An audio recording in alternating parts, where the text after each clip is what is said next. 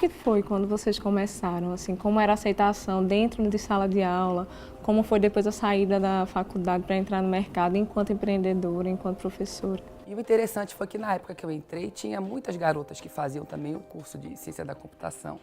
Ao contrário de hoje, que eu vejo que é baixa a procura. Até quando você vai colocar divulga alguma vaga na sua empresa, a maioria dos candidatos que surgem são homens, qualquer que seja a vaga. Mas na minha época era meio a meio, mais ou menos, tinha bastante garotas. Então não tinha, assim, ninguém se sentia estranho por ser mulher, dentro da turma, porque tinha muitas mulheres. Agora, quando saiu da faculdade, poucas viraram empreendedoras mesmo, Que eu saiba, só eu da minha turma que virei empreendedora. E eu fui da segunda turma, segundo vestibular de computação que eu fiz. Então já sou, ao contrário da maioria dos meus colegas contemporâneos, de idade, naquela época os professores ou vinham da engenharia ou vinham da matemática, em sua maioria. E eu já participei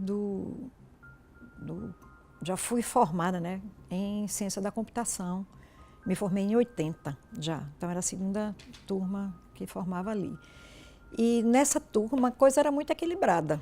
Eu tinha um mundo de colegas mulheres. Quando eu passei a ensinar em 89, as turmas também eram muito equilibradas, a turma de Virgínia era uma delas, então era em torno de 40% a 50% da turma era de mulheres.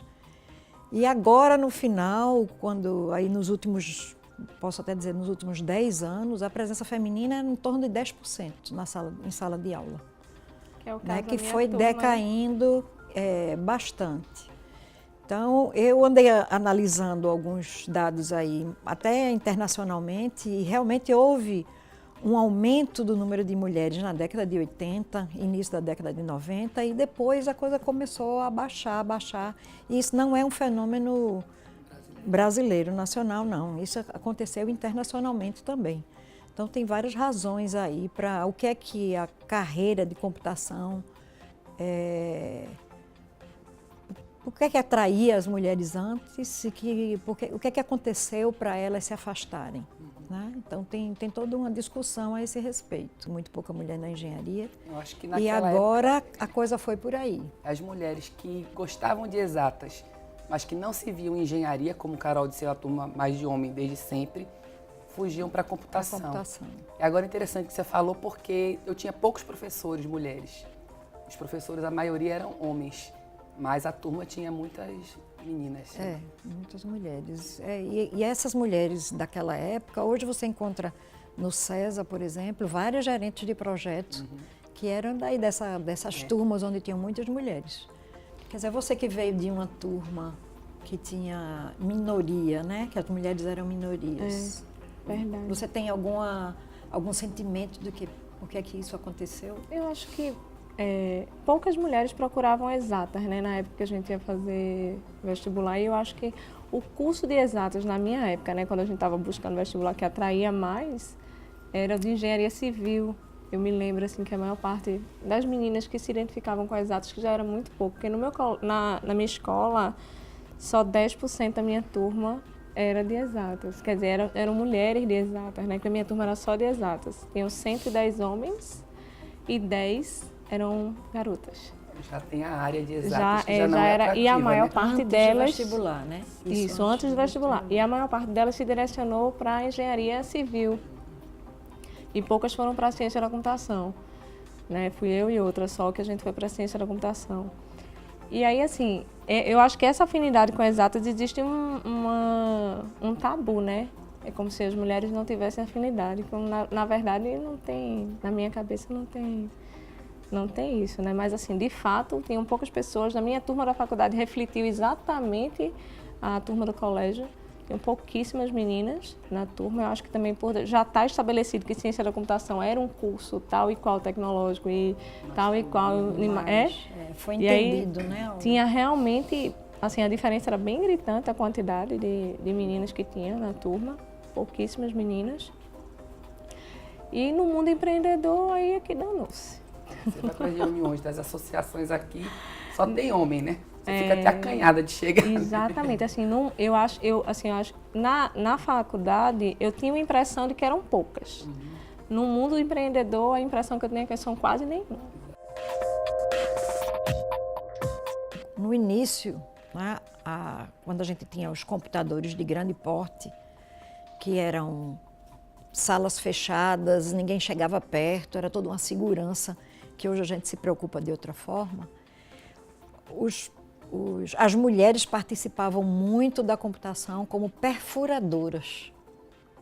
As perfuradoras nada mais eram do que datilógrafas. E isso estava muito associado à mulher. Então, na época que se tinha o cartão perfurado que alimentava os computadores, quem digitava quase que 100% eram mulheres. E aí essas perfuradoras eventualmente se transformaram em programadoras. Né? Existia na carreira aí, você vai ascendendo na carreira e vai adiante. Porque como não tinham curso de computação, eram essas pessoas que se transformavam em programadoras. Eu vi, pesquisando, né, para aqui, eu vi falando que no começo a computação surgiu como um braço da matemática. E a matemática era um curso que tinha muitas mulheres que faziam, né, na área de exatas. Então, por isso elas foram migrando para esse curso novo, a profissão do futuro.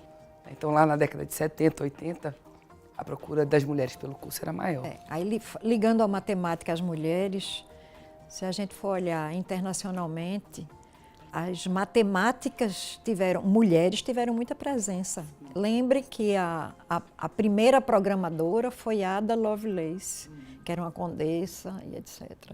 E Grace Hopper foi a primeira mulher, a primeira pessoa a criar um compilador para uma linguagem de programação foi a mulher, foi Grace Hopper. Para explicar melhor por que tinha tanto equilíbrio nas primeiras turmas de computação, por exemplo, eu como professora, e agora a realidade de 10%, primeiro era a percepção do que era a computação no início, que ninguém sabia exatamente o que era, o quanto de ciência e de tecnologia tinha por trás da computação. No início isso não era tão claro. Eu acho também que houve um crescimento de carreiras mais atrativas para as mulheres, porque surgiu, aí veio jornalismo, marketing, design, e coisas que talvez as mulheres se identificassem mais do que com a área tecnológica, que era a área da computação. Eu acho também que na questão assim, de educação, os meninos são criados para ter mais intimidade com o computador. Então, o menino com 10, 11 anos já ganha um computador. São mais provocados, aquilo ali já gera um interesse. Coisa dos games atualmente, a questão dos games. É mais masculina do que feminina. Você querer programar, fazer um websitezinho simples, usando os frameworks, os meninos são mais estimulados a isso. E você vê que tem áreas que a mulher tem mais afinidade, fica mais à vontade. Então, como a Carol falou, gerência de projetos, a mesma analistas de sistemas também, você vê uma quantidade grande de mulheres. Na área de testes também tem bastante. Agora, né, com essa questão de web e tudo, então designers, que não é exatamente curso de computação, mas trabalha com computação, banco de dados também, tem muita gente que trabalha com banco de dados que é mulher. Mas desenvolvedor mesmo é que você vê que é difícil. A gente abriu vaga agora, não recebi um currículo de mulher, eu não recebi. Só currículo de homens. Eu tenho uma percepção um pouco diferente, assim, apesar de na prática, né, a gente vê esse direcionamento para uma área de teste, mas eu não tenho entendimento que isso é por conta do gênero, necessariamente falando. Acho que é essa criação que a gente tem, né, lá embaixo, para que você consiga ter interesse por uma área de desenvolvimento, por exemplo. Mas eu não entendo que isso é baseado na impossibilidade ou não de um gênero, sabe? Elas chegam, alguma hora elas chegam. E assim, eu não entendo como uma incapacidade ou uma preferência, sabe? Eu acho que é uma falta, de fato, de se aproximar. Porque eu acho que tem perfil. O perfil, ele existe. A gente só precisa se aproximar dele, né? É na hora que eu estou em casa brincando com a minha filha, eu brinco com ela de Lego, de construção, das coisas que de repente me interessam, podem interessá-la também. Não somente as brincadeiras, né, que são ditas de menina, né? Acho que essa desconstrução tem que ser ali, naquela hora, que ela, agora que ela tem 4 anos, é na escola, é essa desconstrução, não existe assim. Só vão ter boas testadoras ou boas gerentes, não. Vamos ter boas desenvolvedoras, vamos ter boas pesquisadoras de IA, né? Que é matemática para cima, né? Então, tem muitas teorias a respeito do afastamento das mulheres, como eu falei. A percepção de que é uma carreira muito tecnológica. Tem outros que dizem que o fato de ter diminuído o número de mulheres, isso gerou uma massa crítica pequena. E as mulheres, quando olham, já olham dizendo, tem tão pouca mulher ali que eu nem vou. Eu acho que tem um pouco né? disso. Então, já que tem poucas mulheres nessa área, por que eu vou fazer lá? Então, tem várias teorias a esse respeito. Mas a gente tem 2 cursos na Cesar School hoje, um de Ciência da Computação e um de Design. As mulheres estão presentes no curso de Design e são minoria na computação. Os 2 cursos que abrimos em paralelo. Então, o Design é mais atrativo para elas do que a computação.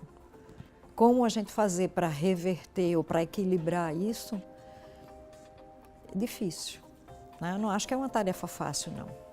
Mas, como eu estou dizendo, isso é um problema mundial e tem várias iniciativas no mundo inteiro tentando, né, resgatar ou atrair as mulheres para a área. Então, eu fui programadora e analista de sistemas antes de decidir fazer o doutorado que me levou para a área acadêmica. Apesar de ter situações em que a gente se encontra que tem numa reunião uma mesa com 10 homens e eu sozinha de mulher, isso já existiu, eu nunca me senti discriminada por causa disso, não. Essa é uma percepção que eu nunca tive. Sou sócia de uma empresa, tenho mais 3 sócios homens, mas nunca me senti também discriminada. O que acontece, como o Carol falou, é que você vai para uma reunião e tem lá um monte de homem e você de mulher, né, ou você e mais uma, né, nós ainda somos minorias. Então, você vai para a reunião da CESPRO, né, só tem homem, né? Você vai para a reunião, né, do Softex, só tem homem. E aí você pode se sentir um pouco deslocada nesse sentido, né, de estar num ambiente que você é minoria, mas não é discriminação. Eu acho até que o pessoal gosta quando vai mulher e tudo para poder mostrar que tem diversidade também nesse setor. Sendo empreendedora hoje, eu não sinto dificuldade nas reuniões que eu participo, né? Talvez por eu ser mais velha e tudo. A maioria dos meus clientes também é do universo masculino, né? São grandes empresas também do setor de energia, então muitos homens, muitos engenheiros, e eu nunca tive nenhum problema de conversar com eles do ponto de vista mais técnico. Mas eu não sou a cara da empresa do ponto de vista comercial.